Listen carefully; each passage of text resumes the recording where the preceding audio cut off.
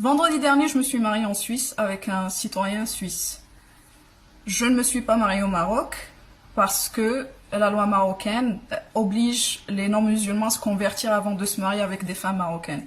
L'explication derrière cette loi qui remonte au 7e siècle, c'est que les femmes sont des idiotes malléables et que si elles épousent un non-musulman, elles vont finir par suivre sa religion à lui et les enfants aussi vont suivre la religion de leur père. Ça fait des soldats en moins pour la Oumma. C'est ça l'explication.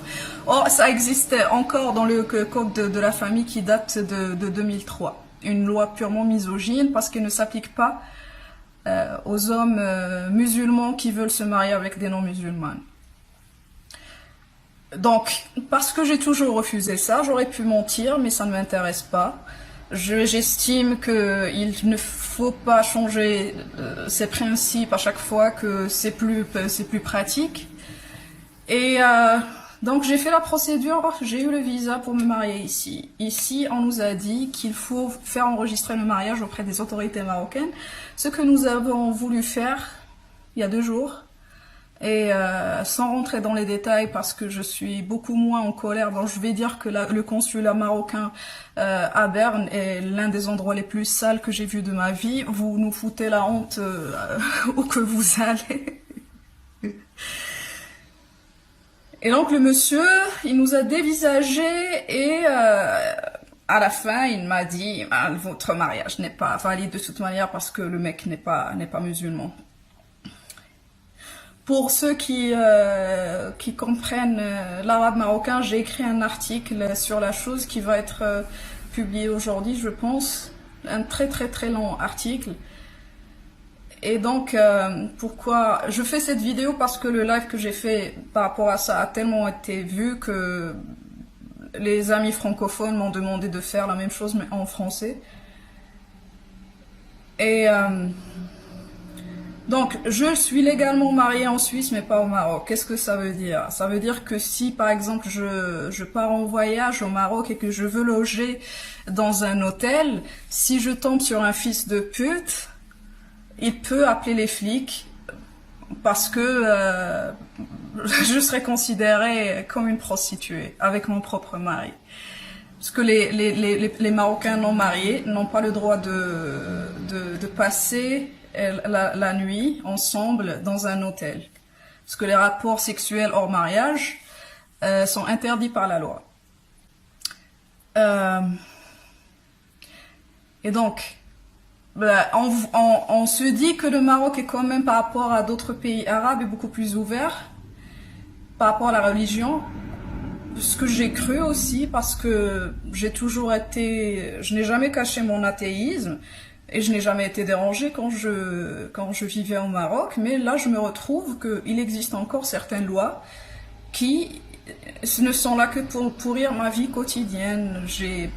Pourquoi je n'ai pas le droit d'enregistrer mon mariage? Et un mec marocain, s'il se marie avec une bouddhiste, on va pas lui poser la question. C'est purement misogyne, déjà pendant la discussion avec ce monsieur qui travaille au consulat, je me suis vraiment sentie humiliée, chose qui ne m'est pas arrivée depuis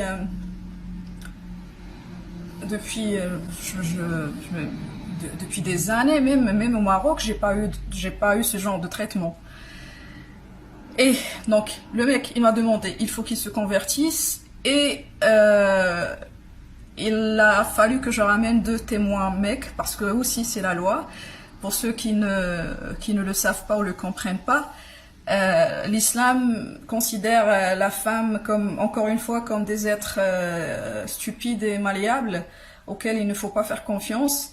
Et donc, par exemple, si je veux me marier, je n'ai pas le droit de ramener ma propre mère qui me connaît, qui m'a mise au monde, mais je peux ramener 2 clochards, leur payer 2 paquets de cigarettes et juste leur demander de venir avec leur carte d'identité et je jurais sur l'honneur qu'ils me connaissent et que je suis célibataire. Ce que j'ai fait plus ou moins quand j'ai dû demander le certificat de célibat qui est demandé pour cette procédure.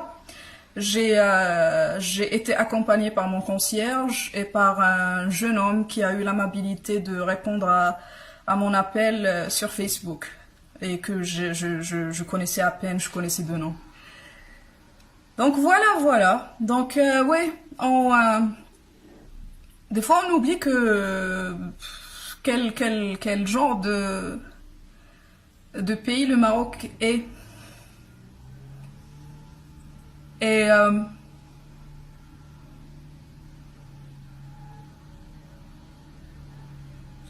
donc voilà, résultat, je ne suis pas mariée pour les autorités marocaines.